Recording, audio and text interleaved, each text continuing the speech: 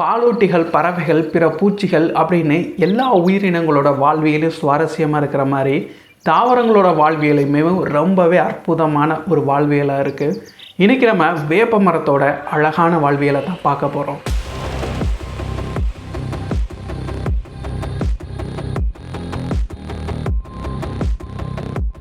தென்கிழக்கு ஆசிய நாடுகளில் பரவலாக காணப்படுறது தான் நம்ம வேப்ப மரம். இந்த மரத்தினுடைய வாழ்வியலை விதையிலேருந்து பார்க்கலாம். ஒரு வேப்ப மரத்தில் பழம் பழுத்து விழுகிற காலம் மழைக்காலம் ஆரம்பிக்கும் போது தான்.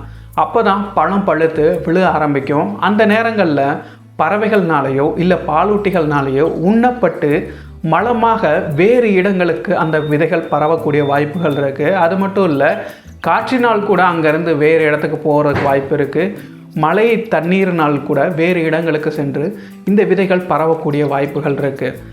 இந்த நேரங்களில் ஒரு விதையானது விழுந்த காலகட்டத்திலிருந்து கிட்டத்தட்ட 6 மாதம் வரைக்குமேவும் அது முளைக்கிறதுக்கு அனைத்து சாத்தியக்கூறுகளும் இருக்குது. 6 மாதம் கழித்து அதனுடைய வளர்க்கும் தன்மையானது கொஞ்சம் கொஞ்சமாக குறைய ஆரம்பிச்சிடும். இந்த மழை வரக்கூடிய இந்த சூழ்நிலையில் தான் இந்த விதையானது மண்ணுக்குள்ளே மெதுவாக புதஞ்சு ஈரப்பதத்தினால் அதனுடைய ஓடுகள் எல்லாமே மெதுவாகி அதுக்குள்ளேருந்து முதல்ல வேர் முளைக்க ஆரம்பிக்குது மண்ணுக்குள்ளே. இந்த வேப்ப மரத்தினுடைய வேர்கள் ஆணி வேர்கள். இது நல்ல உள்நோக்கி போகக்கூடியது. இந்த ஆணி வேர் அப்படின்னா என்ன, சல்லி வேர் அப்படின்னா என்ன, இன்னொரு பதிவில் பார்க்கலாம். இந்த ஆணி வேரின் மூலம் தன்னுடைய இருப்பின் நிலைத்தன்மையை அதிகப்படுத்திக்கிறது. முதல்ல அதிக அளவில் வளர்றது வேர்கள் தான். அதன் பின்னர் தான் மேலே மெதுவாக வளர ஆரம்பிக்கும். அந்த முளைக்கக்கூடிய வேப்ப மரத்தினுடைய அந்த துளிரானது முதல்ல வெளியே வந்தோடனே 2 விதைகள் மாதிரி இருக்கும். விதை பைகள்னு சொல்லுவாங்க. அதாவது விதையினுடைய 2 பக்கங்களோடு தான் முளைக்க ஆரம்பிக்கும். நிறைய மரங்களுக்கு இதே மாதிரி தான் இருக்கும். எந்த ஒரு செடினாலும் வளர்ந்தோடனே அதனுடைய 2 பக்கங்கள்லையும் அதனுடைய விதையின் 2 பக்கங்கள் இருக்கும்.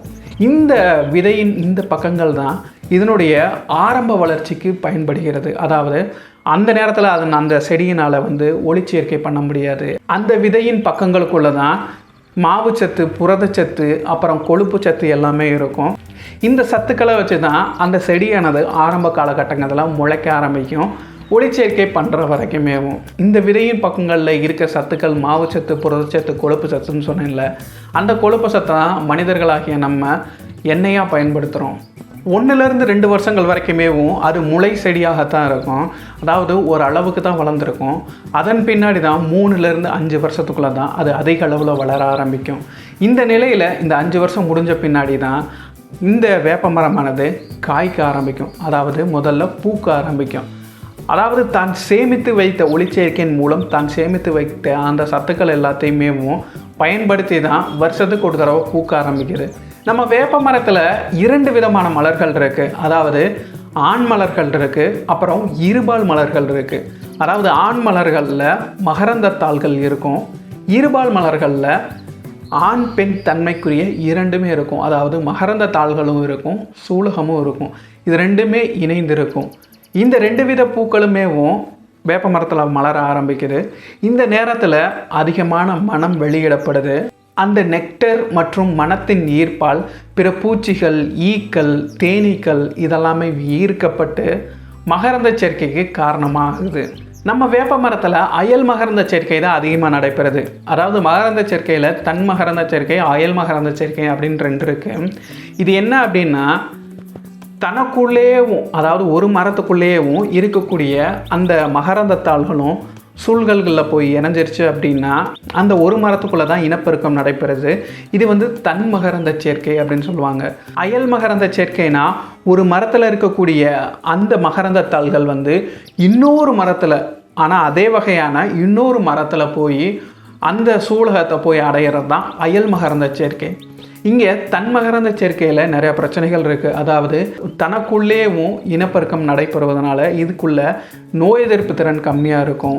அது மட்டும் இல்லாமல் அதிக அளவில் பூத்து குலுங்கும் அந்த வாய்ப்புகள் எல்லாமே குறையுது. ஆனால் அயல் மகரந்த சேர்க்கை அதற்கு நேர் எதிராக இருக்குது.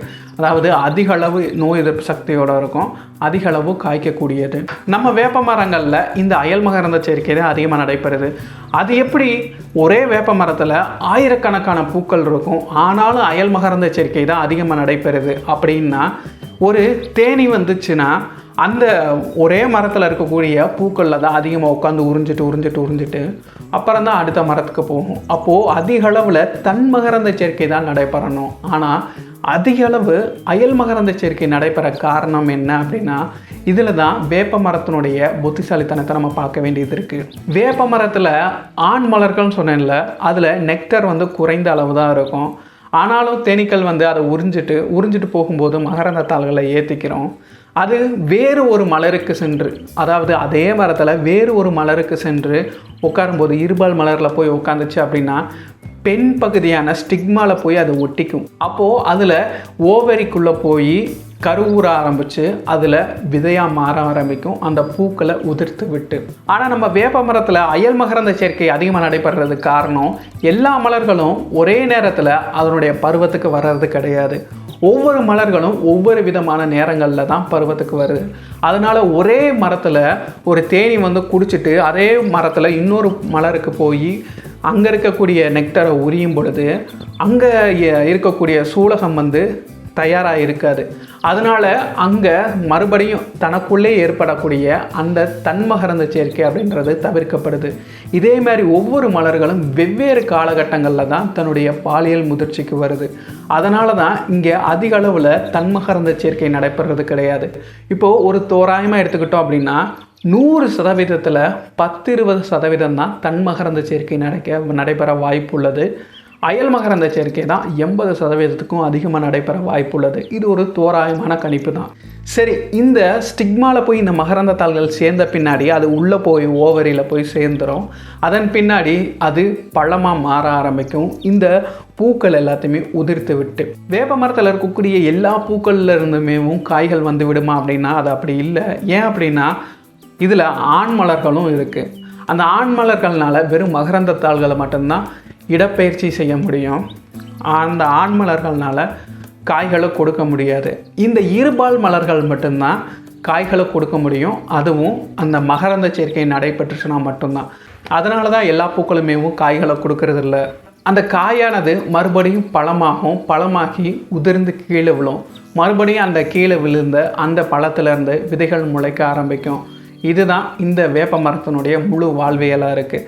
அது மட்டும் இல்லாமல் வேப்ப மரம் ஒவ்வொரு பூக்கும் காலத்திற்கு முன்னாடி தன்னுடைய இலைகளை உதிர்த்து விடக்கூடிய வாய்ப்புகள் இருக்குது. அதாவது வறட்சியான நேரங்களில் தண்ணீர் தேவை அதிகமாக ஏற்படும். இந்த இலைகள் இருந்துச்சுன்னா நீரை ஆவியாக்கி விட்டுரும். அதனால் இந்த இலைகளை உதிர்த்து விடக்கூடிய தருணங்கள் வரும். அதனால் இலைகளை உதிர்த்து விட்டுட்டு அப்புறம் தான் இந்த பூக்கவும் செய்யும். இதே மாதிரி எல்லா மரங்களுக்குமே ஒரே மாதிரி இருக்குமா அப்படின்னா அது அப்படி கிடையாது. ஏன் அப்படின்னா ஒவ்வொரு மரங்களும் வேறு வேறு சூழ்நிலைகளில் வேறு இடத்திற்கு தக்கவாறு தான் அது தன்னுடைய தகவமைச்சிருக்கும். நம்ம வேப்ப மரம் 15 மீட்டர்லேருந்து 20 மீட்டர் வரைக்கும் கூட வளரக்கூடியது தான். அதே மாதிரி கிட்டத்தட்ட 150 வருடங்கள்லேருந்து 200 வருடங்கள் வரைக்கும் வாழக்கூடிய திறன் இருக்குது வேப்ப மரத்துக்கு. அதற்கு அதிக அளவிலும் இருக்கலாம். ஆனால் இது சராசரியான ஒரு வாழ்நாள் தான்.